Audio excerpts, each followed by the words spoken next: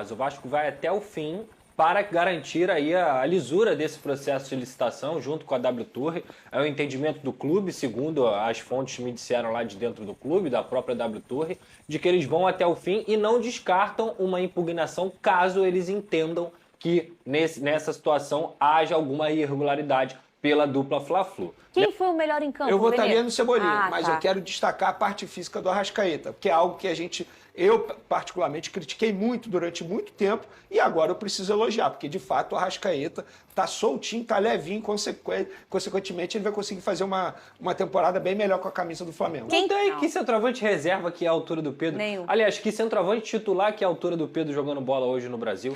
Vamos falar do Flamengo. Com direito a golaço de Pedro, o Flamengo venceu o Palestino 2-0 em casa.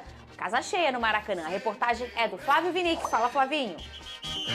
Olha só a alegria dos rubro-negros. Campeão carioca, eles esperam ganhar tudo esse ano. Mas conquistar a Libertadores é, sem dúvida, o principal desejo deles na temporada. Hoje a Libertadores é obsessão, até porque nós já somos tricampeões. Os outros títulos estão até ficando fáceis demais. Estadual hoje é um mero apetrecho, né? A Libertadores é a nossa obsessão, a gente quer ser hegemônico aí no país. A Libertadores leva para o Mundial, que é o título mais importante de todos, né? Os torcedores acreditam que o Flamengo desse ano está pronto para ser campeão da América. O Tite é um treinador com muito mais preparo do que os últimos treinadores, então ele já ajeitou a defesa, o time está muito mais preparado, os jogadores têm um posicionamento tático definido. Então, com certeza o Flamengo é um dos favoritos. Vai me surpreender se não chegar pelo menos nas semifinais. Sem clubismo algum, eu acho que o Flamengo esse ano é favorito para ganhar todos os campeonatos. Talvez fazer a maior temporada da história do Flamengo. O Flamengo mostrou no início contra o Palestino que é realmente um candidato ao título. Foi um primeiro tempo de ataque contra a defesa. Ou melhor, ataque contra o goleiro Rigamonte. Ele parecia jogar sozinho, se desdobrando para evitar o primeiro do Flamengo. Só que quando Ayrton Lucas chutou e a bola sobrou limpa para o Pedro, não teve jeito. Balão no goleiro e golaço do artilheiro da equipe na temporada. Num jogo onde ele foi de responsabilidade, nós sabemos que tínhamos que vencer, de um grande primeiro tempo, de um volume muito grande, um número de oportunidades muito grande. E na medida que tu não faz o segundo gol, começa a ficar tenso, começa a ficar nervoso. A vantagem não diminuiu o ímpeto do Flamengo. O time seguiu em busca do gol, principalmente em jogadas do Cebolinha, que estava inspirado. O Flamengo também ganhava quase todas as disputas no alto. Difícil mesmo era passar pelo Rigamonte. O goleiro se esforçava para evitar que o Palestino sofresse uma goleada. O goleiro teve uma grande noite, a gente pecou um pouquinho nas finalizações, um pouquinho de sorte também deles, mas faz parte. Futebol importante hoje era vencer e descansar agora. O Palestino se soltou mais no segundo tempo. Passado o sufoco da etapa inicial, a equipe chilena começou a incomodar o Rossi. Com bem menos intensidade, o time do Tite também criava chances e continuava dando trabalho ao Rigamonte. Quando a equipe parecia satisfeita com o resultado, Léo Ortiz completou o escanteio cobrado por Lohan e fechou a conta no Maracanã. Logo na estreia, o zagueiro fez o primeiro dele pelo clube. O gol é sempre um bônus pra gente e o gol saiu num momento importante, acho, em que o jogo estava ficando um pouco mais complicado. A goleada não veio, mas o Flamengo consegue a primeira vitória nessa edição da Libertadores e assume provisoriamente a liderança do Grupo E. O time só volta a jogar pela competição daqui a 2 semanas, quando enfrenta o Bolívar na altitude de La Paz. Nós vamos sentar com a direção, tá, Luiz, tá, para estabelecer prioridades. Porque é humanamente impossível tu trabalhar com competições agora com tamanha grandeza e tu ter toda a equipe se repetindo quarta, domingo. Jogo de Libertadores em casa tem que pontuar a 3 e a gente imprimiu um ritmo forte no primeiro tempo, acabamos diminuindo um pouco no segundo. A gente sabe bem de 2 jogos muito intensos, final de comemoração, então agora é descansar. Começa o Brasileirão, muito importante para nós também, e vai ser um jogo muito difícil com certeza lá também. Flamengo, Maracanã e Libertadores. Uma combinação que mantém o time invicto desde 2019. Vene Casagrande, o placar foi justo para você? Porque a sensação que eu tive é que dava mais, mas que depois parecia que ia empatar. Um jogo meio confuso. Essa sensação que você teve, eu acho que grande parte da torcida rubro-negra também teve. Assim, o Flamengo venceu o Palestino dentro de casa, no Maracanã lotado, não fez mais do que obrigação. A verdade é essa. O Palestino, para mim, é o pior time do grupo do Flamengo na Libertadores da América. O Flamengo deveria ter feito um placar mais elástico. Quando eu falo deveria, é levando em consideração o nível técnico dos dois times. O Flamengo é amplamente melhor do que o Palestino.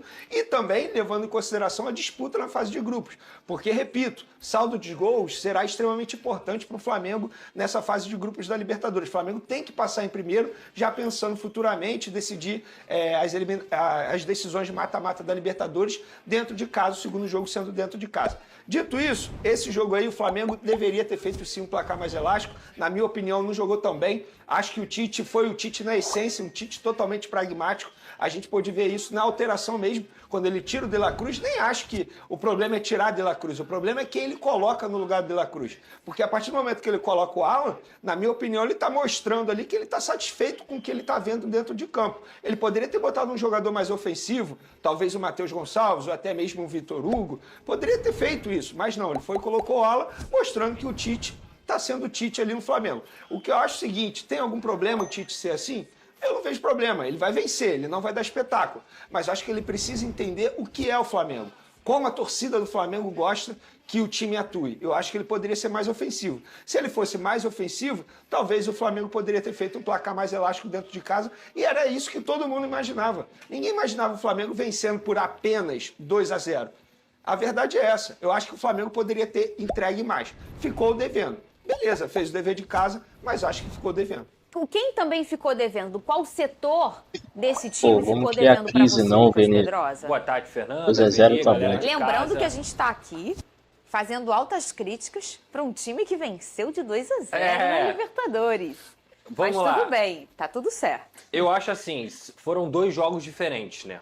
O primeiro tempo o Flamengo fez um jogo para fazer 4-0 e no segundo tempo poderia ter saído com o empate do Maracanã, claramente. E isso para mim se explica muito por esse termômetro que é o setor do meio-campo. No primeiro tempo, eu vi um Arrascaeta se movimentando, participando das jogadas, um De La Cruz não tão inspirado, mas um Pulgar um pouco também lá na contenção, conseguindo fazer a saída de bola nesses passes verticais. E aí o que acontecia? Oportunizava o Everton Cebolinha, que para mim foi o melhor em campo, com o Luiz Araújo e o Pedro também, que participou bastante desse primeiro tempo. Por quê? Porque a bola estava chegando no setor do ataque, o meio-campo estava conseguindo funcionar e fornecer essas bolas para esse setor ofensivo. No segundo tempo, o meio-campo do Flamengo para mim morreu. Tanto o De La Cruz, que tem uma característica muito grande de arrastar, de conseguir ter essa intensidade no meio-campo, quanto o Arrascaeta com a genialidade dele. E o próprio Pulgar, inclusive, eu acho o Pulgar um baita de jogador. Mas o torcedor do Flamengo, na minha visão, ele deve se irritar muito com a quantidade de faltas bobas que o Pulgar faz. Ele é um cara que repete faltas, que todo jogo praticamente ele toma cartão amarelo, e isso faz com que o Flamengo também se torne vulnerável muitas vezes.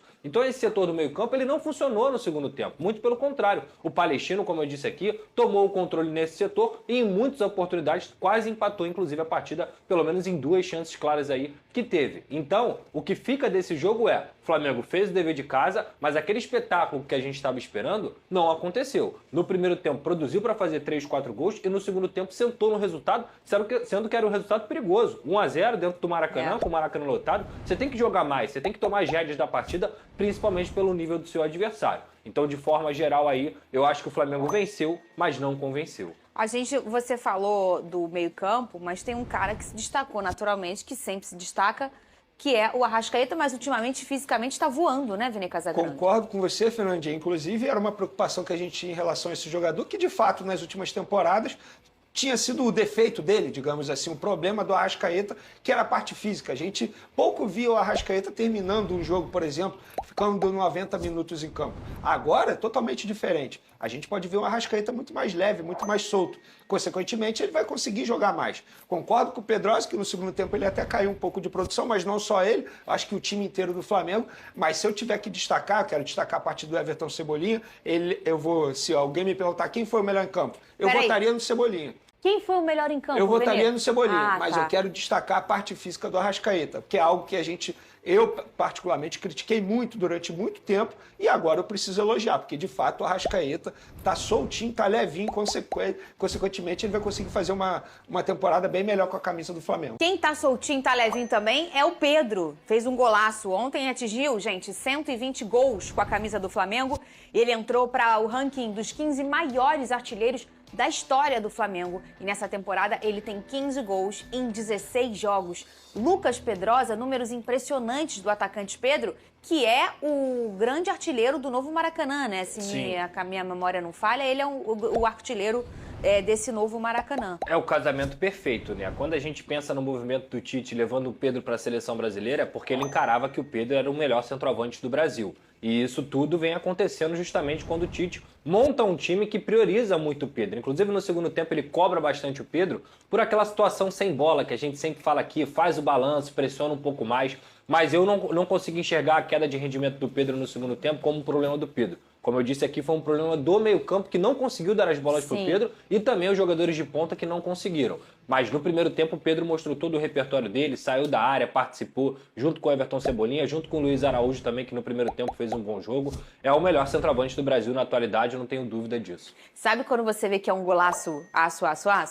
Quando você tem um casal que não torce pro Flamengo, mas que tá assistindo o jogo. Que é o caso lá em casa, né? Eu e o Pressão. Aí o Pedro faz um gol, aí eu lanço um, nossa. Aí ele, que isso? Mas aquela coisa meio... aquela coisa meio assim, a gente tá só vendo, né? Coisa boba, negócio nada, né? Mas que golaço fez o Pedro. E eu queria saber de você, Vene, eu não sei se vocês concordam comigo, vocês dois, você aí de casa. Mas a sensação que eu tenho é que o Pedro, para desempenhar bem, ele precisa estar à vontade. Sim. Não só coletivamente, mas acho que socialmente. Ele tem que estar se sentindo seguro com o treinador, principalmente. A gente sabe que na última temporada, e até foi uma questão, teve agressão em relação ao Pedro, ele não se dava muito bem com a comissão, e hoje com o Tite ele tá voando, porque o futebol dele sempre esteve ali, mas ele precisa estar bem de cabeça, o Pedro, né? Mas isso é em qualquer âmbito social e qualquer profissão. Se você não estiver bem, se você não estiver se sentindo à vontade com as pessoas que você está trabalhando... Tem gente que consegue performar em cima de algumas adversidades. Eu vou te dizer o Gabigol. Eu sinto que o Gabigol é assim, mesmo se tiver uma adversidade, ele consegue performar. Eu digo... Não de maneira ideal, mas consegue. Isso. Consegue. O Pedro, de fato, ele não consegue. Eu sinto isso. Ele não consegue. Você também sente? Sinto isso e com certeza a gente consegue ver a diferença agora com o Sampaoli e com o Tite. É o Pedro totalmente diferente. Ele muito mais à vontade, muito mais leve, feliz. Ele está feliz. Você percebe que o Pedro, de fato, está feliz. Antigamente, ele não estava feliz. Tanto é que ele tinha pedido para ser negociado e a diretoria bateu o pé e falou que não ia negociar, independentemente daquele momento. Passou, agora ele está vivendo uma ótima fase. Arrisco a dizer que é a melhor fase dele com a camisa do Flamengo. Todo jogo tem gol do Pedro, a verdade é essa. E assim, é torcer para ele em nenhum momento se machucar, porque hoje o Flamengo não tem ninguém no banco de reservas à altura do Pedro. Tem o Carlinhos aí que foi contratado de maneira imediata, enquanto resolve a situação no Gabigol, mas hoje o Pedro, obviamente, é um dos principais jogadores do time do Flamengo. Alguém tem, Vene, no Brasil? Ah, não tem. Não tem. Não tem. Que centroavante reserva que é a altura do Pedro? Nenhum. Aliás, que centroavante titular que é a altura do Pedro jogando bola hoje no Brasil? Você vê poucos. Obviamente a gente sempre... Porque antes tinha o Gabigol, querendo ou não, que podia quebrar o galho. Claro, mas assim, o próprio nível de atuação do Pedro, mesmo o Gabigol sendo o reserva, antes da questão do doping, o Pedro já estava muito acima dele em nível de atuação.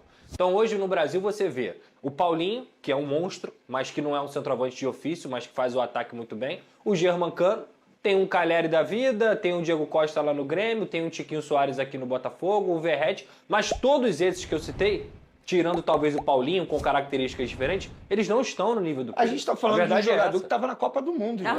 É isso. Assim, é nesse nível. Mas ele é jogador de seleção. E bateu pênalti, inclusive. Pedrosa, atualiza pra gente a situação da licitação do novo Maracanã. O Vasco não vai jogar toalha, é isso? Não é questão nem de que o Vasco acha que vai vencer a licitação, mas o Vasco vai até o fim para garantir aí a lisura desse processo de licitação junto com a WTOR. É o entendimento do clube, segundo as fontes me disseram lá de dentro do clube, da própria WTOR, de que eles vão até o fim e não descartam uma impugnação caso eles entendam que nessa situação haja alguma irregularidade pela dupla Fla-Flu. Lembrando que o Vasco teve uma pontuação menor do que a do Fluminense e do Flamengo no quesito jogos, tanto no Maracanã quanto no Maracanãzinho, porque a licitação é o complexo do Maracanã. E aí é muito difícil, aliás, é praticamente impossível que o Vasco consiga ter uma pontuação melhor do que a dupla Fla-Flu. Mas o clube vai até o fim desse processo para poder acompanhar, justamente por conta do entendimento de achar que essa licitação, o edital ele foi bem feito, muito mais para o Flamengo e o Fluminense do que para qualquer outro concorrente. Então o Vasco vai garantir aí, tentar garantir essa lisura, mas de fato não tem mais o que discutir pela pontuação. Está muito claro que o Flamengo e o Fluminense vão ser aí os vencedores. E eu acho até pela insistência, Vene, para sinalizar a insatisfação do Vasco em relação a uma situação que ela já é um problema há muito tempo, não é de ontem, não é do ano passado. Há muito tempo a gente traz aqui nesse programa, poxa, o Vasco quer jogar, não pode, aí o Vasco jogou, a culpa é do Vasco, o gramado tá ruim, a culpa é do Vasco, mas o Vasco jogou um jogo. Enfim, não é de hoje esse problema, né? Eu acho o seguinte, além do Vasco tentar até o fim, já tem que pensar num plano B, porque como o Pedrosa acabou de mencionar, é muito difícil que consiga vitória aí nessa licitação. Qual é o plano B? Em cima da O plano dupla B é Fla-Flu. conversar com o Newton Santos. É isso. Conversar com o Botafogo. Vale lembrar, Fernanda, que essa Até por questão de logística. né? Exato. Assim, jogar fora do Brasil, o Vasco vai sempre... Aí o Botafogo não quer, né? É o ideal, Fora do Rio. Fora do Rio, perdão. Mas é o Quer ideal, empurrar né? pro Porque o Vasco Flamengo no treina Maracanã. Rio de Janeiro. O CT do Vasco é aqui no Rio de Janeiro. Então, assim, o Vasco tem uma boa relação com o Botafogo. O Botafogo, inclusive, estava nessa proposta aí, mas abrindo aspas aqui, pelo que me disseram, aos 48 do segundo tempo, o Botafogo desistiu. E é até uma informação do Zarco, que eu consegui confirmar, de que, pela boa relação entre John Textor e Landim, ele não quis entrar nessa briga junto com o Vasco da Gama. Então, mas, ao mesmo tempo, essa questão da relação do Vasco e do Botafogo, ela não está manchada nem nada, muito pelo contrário. Então, eu acho que o melhor momento para o Vasco da Gama é buscar uma alternativa aí no Newton Santos. Inclusive, esse time do Ramon Dias nunca perdeu no Newton Santos jogando lá.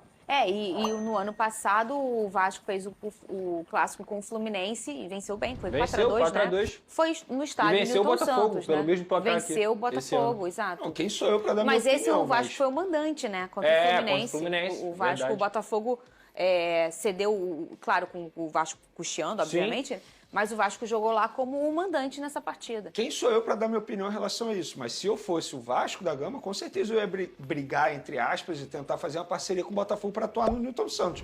Porque você fazer jogo fora do Rio de Janeiro ou até mesmo em Volta Redonda, isso vai sacrificar demais a logística. Lembra do Flamengo em 2016, perdão, não lembro o ano exato agora, que toda hora viajava, porque não tinha o Maracanã disponível, toda hora viajava para poder atuar. Aí construíram Óbvio. a Ilha do Urubu, né? Exatamente. Óbvio que vai desgastar demais os jogadores, gente. Isso aí é questão de logística. Você toda hora entrar no avião, viajar, mesmo que seja algo muito programado, logística feita, tudo prontinho, mas isso desgasta o atleta. Eu, se eu sou o Vasco, eu penso no Newton Santos. E o primeiro, no início do ano de 2011,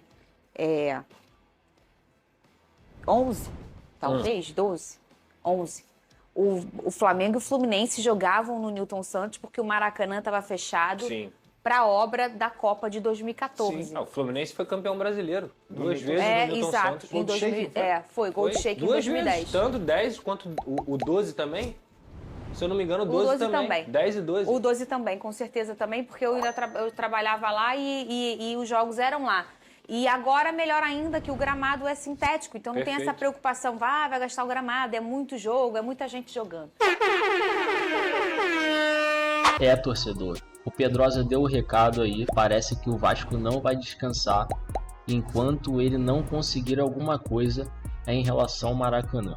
Ele vai até o último minuto nessa licitação, que certamente já está perdida, o Vasco não tem pontuação para ganhar essa licitação, que já é praticamente do Flamengo e do Fluminense. E é como o Vene falou, a opção é o plano B. Vasco, esquece o Flamengo, esquece Maracanã, parte para o Engenhão e faz parceria com o Botafogo. E isso é tão engraçado, cansavam de bater no peito que eles tinham estádio. Hoje não tem absolutamente nenhum lugar para jogar, porque o São Januário parece que ele vai entrar em obra e acabou ficando sem estádio algum. Vai ter que bater na porta dos clubes e tentar algum estádio aí para conseguir colocar os seus jogos. Que ironia, não é, torcedor? Mas faz parte, o mundo dá voltas assim mesmo. E logo menos o Flamengo é que terá 2 estádios para jogar. Com a licitação do Maracanã, o Flamengo poderá botar seus jogos lá e num futuro aí a médio prazo, o Flamengo terá o seu estádio próprio. Então, torcedor, é só alegria e é por isso que eu falo, como é bom ser Flamengo. Agora, o que o Pedro tá jogando é brincadeira, hein?